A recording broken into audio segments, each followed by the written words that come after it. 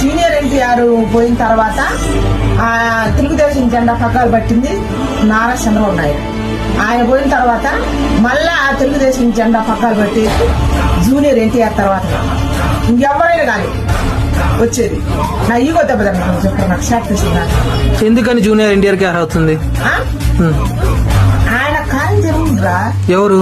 Junior NTR. ఎందుకని కారం జన్ముడు? ఇప్పుడు ఆయన ఒక ఏజ్ వచ్చింది అక్కడే సినిమాలు చేస్తాడు, కుటుంబం కోసం చేసింది, మరి ఫ్యాన్స్ కోసం సినిమాలు చేస్తాడు, తర్వాత జనం కోసం పరిపాలన చేస్తాడు. నేను ఖచ్చితంగా ఇప్పుడు వాడు మలకరాజు గారు నా ఈగో మీద దెబ్బ కొట్టిందిగా, మీ పిల్లల తరానికి పరిపాలన చేసేది జూనియర్ ఎన్టీఆర్. ఖచ్చితంగా రాసి పెట్టుకుని పందెం పెట్టుకున్నావరా మనం. పవన్ కళ్యాణ్ తర్వాత వచ్చి జూనియర్ ఎన్టీఆర్. అప్పుడు పవన్ కళ్యాణ్ అడిగిపోతాడు.